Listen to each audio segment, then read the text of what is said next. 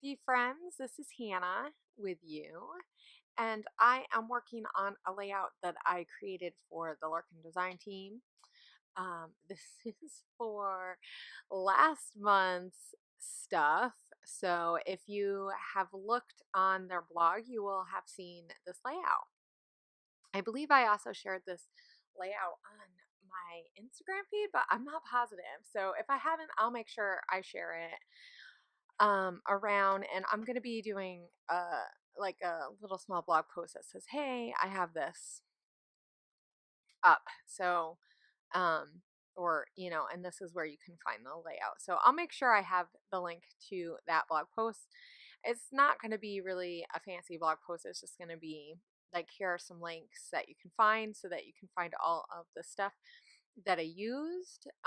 So right now you are watching me watercolor in this pattern that was created by Teresa. So Teresa Moxley is the owner of Larkin Designs, and she designs all of the stuff that she sells in her store, and it's amazing.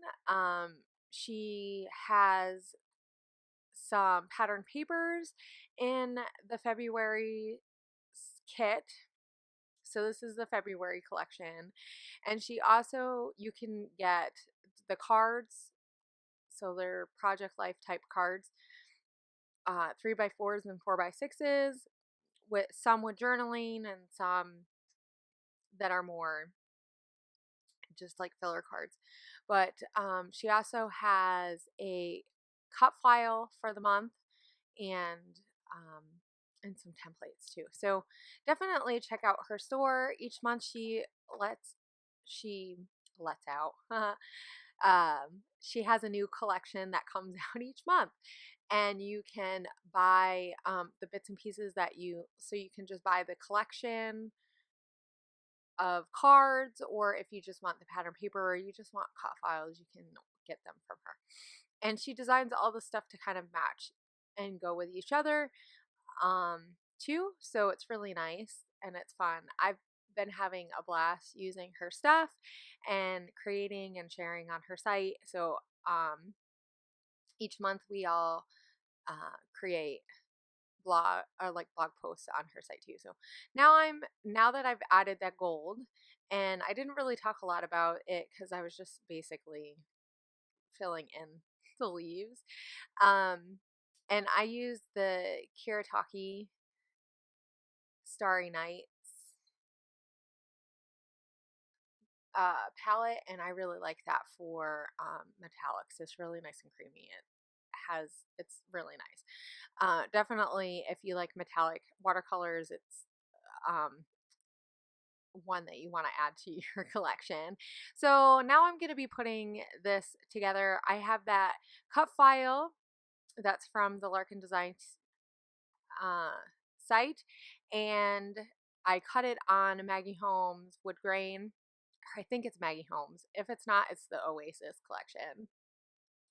And then I fussy cut out those flowers from One Canoe 2, and that was from the last collection. So not the one that just came out, but the one before that. So this is one of those fun things that you can do with papers like that. And as you can see, my one flower is not even a whole flower, but I'm going to cover it up with that doily, and I have some papers, bits and stuff, and then I also backed that pattern paper. So I don't have a printer that prints 12 by 12, which her files are 12 by 12,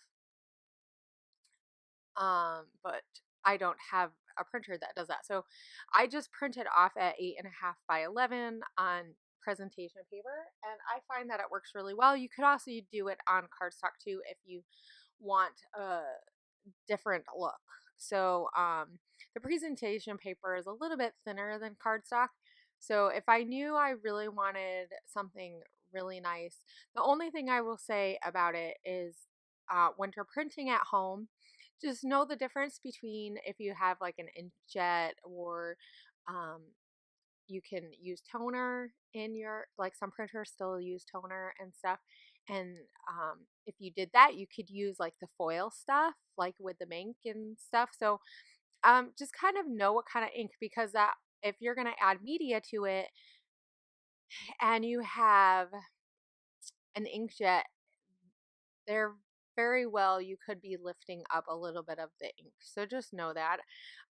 That's why I don't mind using presentation paper, because I probably don't want to add too much media to it. I've played around with some of my other um, papers, and it does lift up a little bit of the ink. So just be aware that that could happen.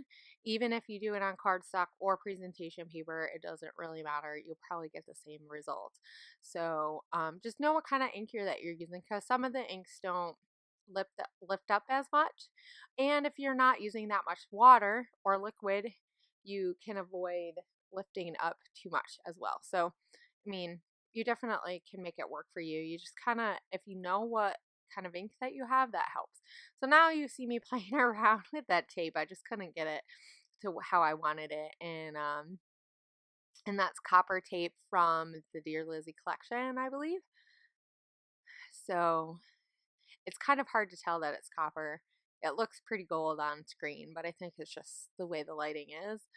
Um, Sometimes my lighting isn't always all that great, and it's probably hard for you guys to notice, but I notice it a lot. And so yeah, maybe one day I'll have better lighting.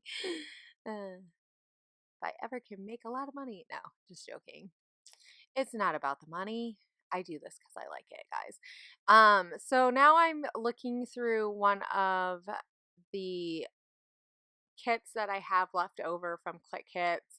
I want to say this was the November kit. We had the Pebbles Girl Squad collection, and I decided to use some of the die cuts and ephemera from that collection, because it was all about Girl Squads. And the picture that I decided to use is me and a bunch of ladies who we chat all the time. We have a group chat together, and throughout the day we just kind of chit chat. And some days we talk a lot, and some days we don't talk much at all because we're all busy. But it's really nice because it's a place that we can get together and just chat about crafty stuff, chat about whatever. So we have become really, really close this past year, and I definitely know that they make my day better, even though I can't always talk to them as much as I'd like. But I think that having a group of friends is really important, and especially when you're crafty and you need someone who can help inspire you to be a better crafter. So, yeah. So I'm just working on layering some clusters because, uh, it's going to bring your eye around. And I mean, I absolutely love this layout. It turned out so amazing. And that's just how, some of our stuff is, right? We absolutely love some of the stuff that we do, and some of it just doesn't inspire us as much. But,